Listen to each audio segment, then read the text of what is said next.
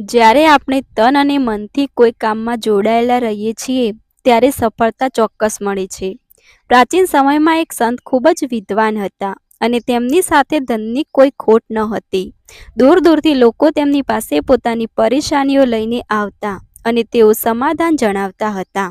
તેમના ગામમાં એક યુવક ખૂબ જ મહેનત કરતો હતો, પરંતુ તેને સફળતા મળતી નહોતી. એક દિવસ તે સંત પાસે પહોંચ્યો અને કહ્યું કે ગુરુજી, તમે મને કોઈ એવો ઉપાય જણાવો જેનાથી મારી બધી જ સમસ્યાઓ દૂર થઈ જાય અને હું પણ તમારી જેમ સફળ વ્યક્તિ બની શકું. સંતે તે યુવકની સંપૂર્ણ વાત સાંભળી અને કહ્યું કે ઠીક છે, હું તને એક ઉપાય જણાવું છું. કાલે સવારે તું મને નદી કિનારે મળવા આવજે. બીજા દિવસે સવારે યુવક જલ્દી ઉઠ્યો અને નદી કિનારે પહોંચી ગયો. સંત પણ ત્યાં પહોંચી ગયા હતા.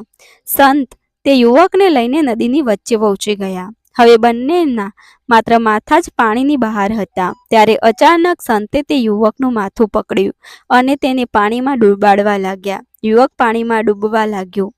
જેમ તેમ કરીને તે સંતના હાથમાંથી છૂટીને નદીની બહાર આવી ગયો. સંત પણ નદીમાંથી બહાર આવી ગયા. યુવકે સંતને કહ્યું કે તું મને મારવા ઈચ્છો છો?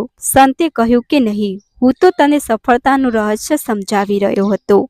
સંતે પૂછ્યું કે જ્યારે તું પાણીમાં ડૂબી રહ્યો હતો ત્યારે તને શું મેળવવાની ઈચ્છા સૌથી વધારે થઈ રહી હતી? યુવકે કહ્યું કે ડૂબતી સમયે મને સૌથી વધારે શ્વાસ લેવાની ઈચ્છા થઈ રહી હતી. સંતે કહ્યું કે બસ ઠીક આ જ પ્રકારે સફળતાનો પણ નિયમ છે. જ્યાં સુધી તમે કોઈ કામમાં તન મન લાવશો નહીં ત્યાં સુધી સફળતા મળી શકશે નહીં. કામ કોઈ પણ હોય તેમાં સંપૂર્ણ મહેનત સાથે જોડાઈ જવું જોઈએ. અન્ય વાતોમાં ધ્યાન ભટકાવવું જોઈએ નહીં. ત્યારે જ કામમાં સફળતા મળી શકે છે.